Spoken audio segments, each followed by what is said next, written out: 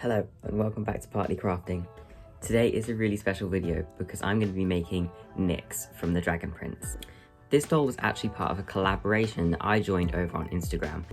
Before we get started, I would really appreciate it if you like this video and subscribe to the channel. It means a lot and helps me progress and keep making content just like this. I think with all of that out of the way, we can get on with the video. I started this doll just like always by removing the head in boiling water, taking out the hair with pliers from the inside, and then wiping off her face with 100% acetone. Sounds really strange out of context.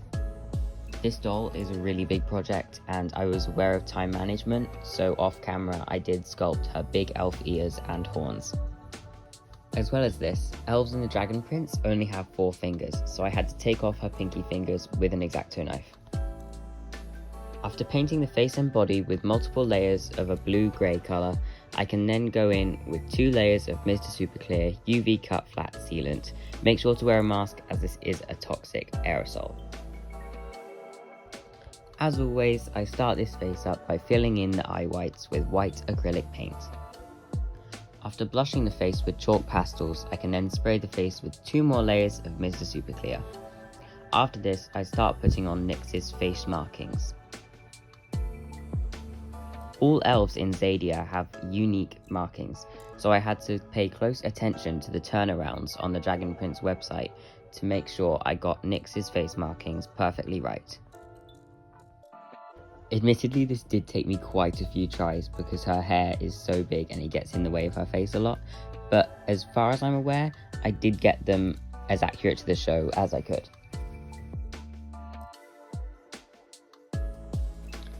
Now for eyebrows. Much like the way that I draw my eyebrows, so does the Dragon Prince, so I'm just giving her 2 little eyebrow blobs on the top of her nose. Also, don't question the facial markings in this scene. This isn't how they end up looking. I did do them wrong and then I fixed them later. It was very much a trial and error situation. Going back in with my Arteza watercolour pencils, I can start putting in her coloured irises. Nyx has heterochromia, which means she has 2 different colours for her eyes. One is a yellow gold colour and the other is a teal blue, so I started filling in those colours respectively. After this, I can take a really sharp black Arteza watercolour pencil and fill in her eyeliner and eyelashes. I chose to give Nyx a front-facing look this time instead of a side glance because sometimes side glances can look a bit iffy, and I thought with the facial markings it's easier to keep the face simple as possible. Now I can paint her lips with a dark grey acrylic paint. I also go around the edge of her lips to make a lip liner with a dark grey watercolour pencil.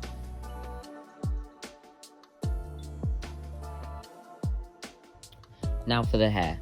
For this doll, Nyx has really fluffy poofy hair, so I thought the yarn method would work best. I took lots of lengths of white acrylic yarn and looped it around a paintbrush. I then used a metal pet comb and brushed out the yarn until it became long fibres.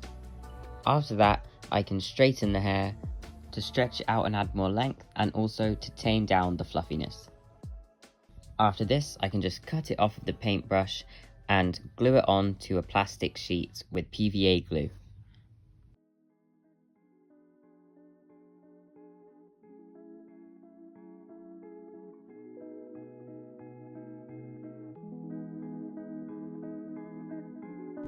Okay, so I'm working on the hair and I have found the technique that I'm going to use for this doll.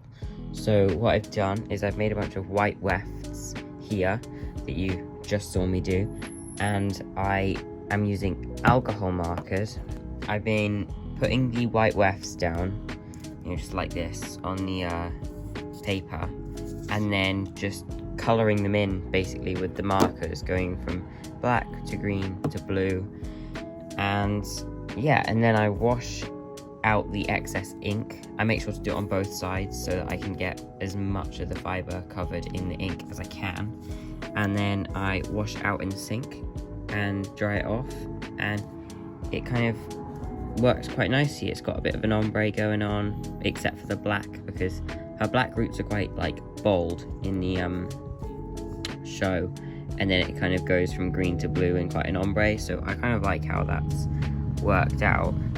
And then I can just glue that onto the doll's head. So here I am gluing it onto the head. I used the NYX concept art as a reference a lot for this. I rolled the hair up into little tufts and then held them on the end of the tweezers, dipped them into some PVA glue and pressed them onto the head in the right position. This took a lot of trial and error, but I really liked the look, and it ended up looking like those really expensive anime wigs.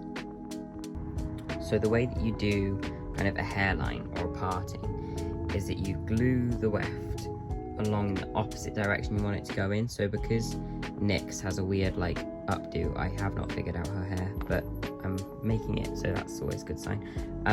I've glued it down, but because her hair goes up, you then flick it up. As you can see, you've then got like a clean folded over hairline, so like that. And when I add more layers, it'll look even neater. But I just thought I'd show you. There you go. Yeah, so it's all nice and neat, and it kind of looks like it's coming out of her scalp, even though this doll isn't rerouted, it's got glued wefts. So here you can see me gluing on the rest of the wefts. I start from the nape of the neck and work my way up. I use my finger to spread some PVA glue along the hairline and then just glue the pre-made wefts on top of that. Styling NYX's hair was so fun and so stressful at the same time. It was great to make those really cartoony anime style sharp bangs, but to get it done was insane. I finished off my got to be glued hairspray. To protect the face, I put a piece of paper between the hair and the face, and then smothered the hair in got to be glued hairspray, and then using my fingers just sculpted it into the shape that I wanted it to be in.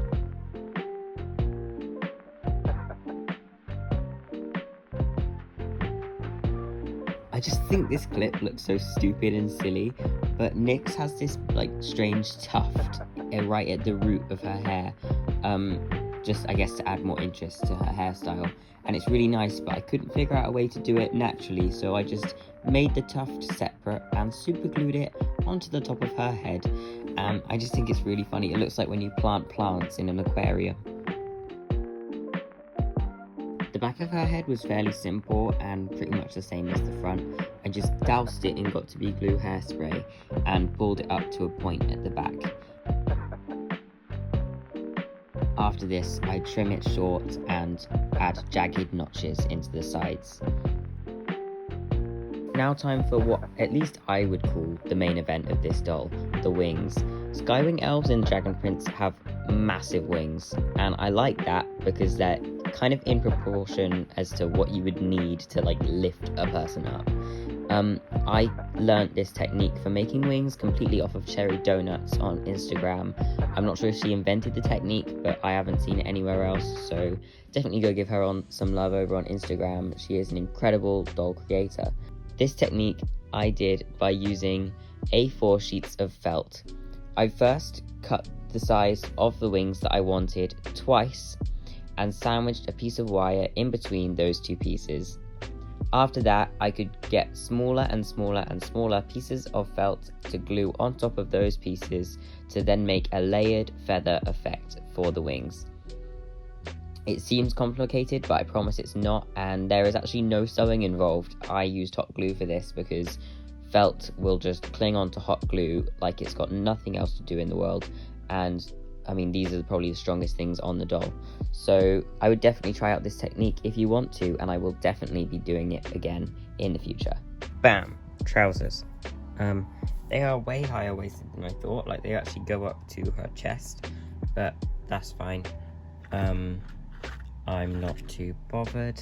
So I've actually double stitched all of it. So I did it all by hand. So I sewed down each seam and then sewed back up it again so that, you know, when you pull it, it doesn't show any fabric. Because one thing with doll clothes sewing is that if you pull the seams, sometimes these seam allowance will just pop through and then everything will fray and then it looks bad, and that totally didn't happen on the jeans of my mini-me doll, and it's not really annoying and there's not really any way to fix it. Guys, this isn't even funny. You cannot make this up if you want to, because there is no chance in the world that I would ever do this much sewing for no reason. But these are supposed to be grey. I've got the grey fabric in my bag, and I did them in white, and I even made a mock-up test and everything that didn't work, and somehow no buzzers went off in my head. I looked at the concept art and I was like, oh yeah, this is great. These are like bright white. I need to get some light in here. These are like the color white, because I was first planning to do the shirt and then I changed my mind to do the trousers, and now I've got white trousers. So now I need to do these all over again. So yeah, that was infuriating, but I made the grey trousers in the end. Now for the shirt. I start by turning and gluing all of the hems of the shirt. Okay, so I'm about to stitch down the side seams. The applique is on, the neckline is on, the sleeves have been kind of glued so they don't fray. This is like the easiest thing I've ever done, these two pieces for doll clothes. So I didn't show you how I made the cardigan, because it's basically the same pattern as a shirt. It's just a basic Monster High shirt, and then I just cut it straight down the middle at the front, and that's it.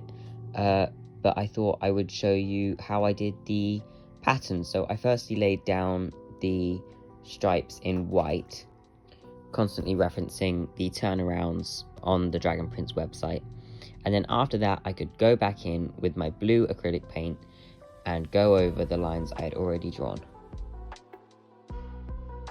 This was a lot less stressful than I thought it was, and it was easier to get an idea of the full scale of the lines than it was on her forehead, because you can see the jacket in lots of different kind of orientations. I also cut a hexagonal hole in the back of the shirt to fit the wings through, because that's what she has in the show. Unfortunately, I do have to add the wings after, because they don't fit through the holes, which does make the clothes permanent, but I don't mind that because it does make it more authentic to the show. So yeah, sometimes things just don't work on doll scale, but it looks how it does in the show, so I don't mind. Now for her arm and leg braces. I made these out of a grey ribbon that I cut in half, and then for the arm braces I cut the ribbon into quarters. To seal off the edges, I used a lighter flame and just melted the edges. Please, please, please use parental supervision and permission. This is an open flame. It's just not safe, so be careful. And ventilation, because, you're basically just melting plastic. So stay safe, but it works really well. So that's what I did. So here we go. These are the finished leg sections. I've still got quite a bit of ribbon left. I don't know if it's going to be enough though. I'm making this all in the same day as the clothes, so I've got fabric scraps everywhere. But this is it so far. So I've got the diagonal ones on the front and then the straight ones on the back. In the actual show, they're supposed to be this to there, and then obviously it matches around to there. It's like one ribbon, but it doesn't really bend like that unless I was going to do 100 darts, so I'm not going to do that. But what I am going to do now is just put these together and just down the sides and then put them on. So these are the finished braces. I really like them, and they actually turned out the perfect size, just from me eyeballing it, which is always a fun thing. And now I'm just painting the edges of them silver like in the show, and I also do this to the sleeves of her cardigan. Okay, so I've started working on the weapon. I've got the picture up here. This is the only picture I can find of it. So I've gotten the kind of stem of a fake flower, which is just wire covered in a bunch of like tissue paper, I guess, and cut it to roughly the right length. I mean, that's good enough. And my warbler came. This stuff, I mean, this is tiny, like absolutely teeny. But this was like a tenner, so I'm gonna be very sparing with it because it's not cheap. But I've cut out the kind of shape for the blade here, and I'm gonna cut out 2 of these either side so that it looks kind of beveled on the edges. And I don't have a heat gun, so I'm gonna probably use a candle and maybe a blow dryer and see how that goes. So yeah, cool, bye. So here I am doing that. I chose to get a piece of scrap warbler and put it in between the 2 just to really accentuate that beveled edge. And it looks really good. This is my first time ever using warbler, ever. And it was really exciting, actually. I love it, and I will most definitely be using it all the time. You know, I'm probably going to be almost hexagon levels of just, you know, tons and tons and tons of warbler, because this stuff is magic. I love it. So yeah, it works really well, and you can get a lot of precision with it, which I didn't expect. I thought it would be quite tricky to use, but it's just great. Love it. Love the stuff. So yeah, just very expensive.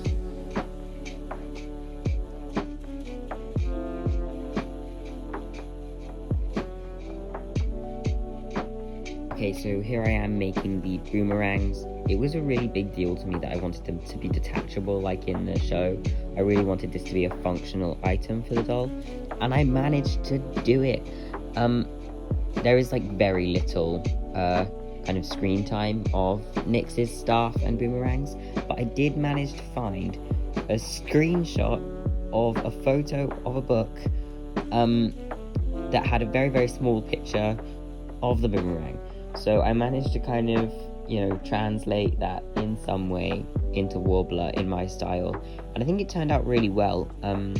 Sorry about the lighting levels. There was a lot of late night warbler going on, because this doll took up a lot of time, like a lot. I started this in July, and this video is coming out in October. I finished it about 5 days before this video came out.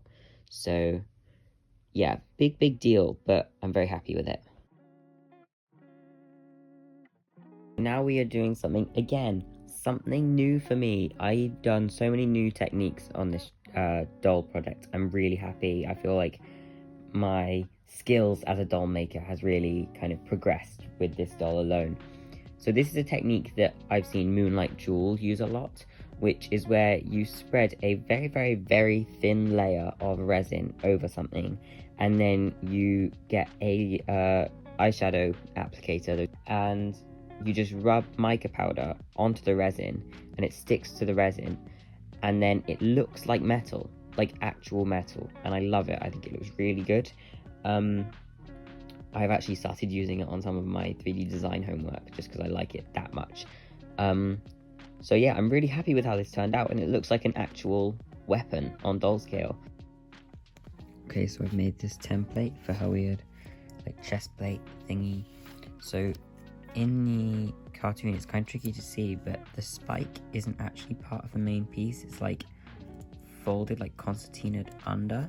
So I'm going to cut out 2 pieces to kind of like give that sort of effect without having to do some sort of crazy concertina stuff, because my brain can't figure that out. And I think this will use less warbler, because this stuff ain't cheap, and I've used a lot of it on this project already. So that is what we're going to do now. I'm going to cut these out, warm them up, stick them together, then kind of curve them around slightly so that they fit to her body, and then that's about it. And then I've just got to make the little belt thingy that goes over it, and yeah, there we go. So here we go. This is the final chest plate, I'm gonna call it, and I'm just painting it with blue, like kind of a bluey greeny type color, and then I'm gonna go around the edge with a silver acrylic paint. I'm painting this all in acrylic paint, and yeah, that's it. It looks really nice. I'm very happy with it. I think it turned out better than I thought, actually.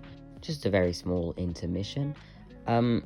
This is a video from when I was sewing the arm braces, and it's nowhere near the sewing bit of the video, but I just found this video and realised it's very cute because Barty is just kind of sat there watching. So enjoy that for a couple seconds and then we'll get back to the doll. I don't have enough time to talk because this clip is really short, but these are her weird sock shoe things. I'm going to be putting the wings in her back. Not quite, but I am using a hot needle to poke 2 holes in her back. Again, a horrendous sentence out of context. But yeah, so we're doing that, and then I also get some very, very small scissors and kind of just spin them around in the hole to widen it. Don't do this, it's not safe. Same as when I did it with an X-Acto knife, there's no safe way to do this. Use a drill, just use a drill. I just couldn't be bothered to get my Dremel out, and it wasn't safe. But it worked fine. So do as I say and not as I do. That is kind of the moral of this YouTube channel, I think. So yeah, this is it, you guys. It's time to put the wings in finally. So I've got her fully dressed up, and yeah, now I'm gonna put the wings in. I basically just filled the whole body with hot glue and then put the wings in, and then surrounded the wings with hot glue. And then when I put the belt over it, like cummerbund situation, it covered the hot glue, so it looks fine and it looks quite natural. So I'm very happy with it, and they are quite sturdy. Oh my god, you guys, I can't believe it. I think she looks so cool, so let's get on with the final reveal.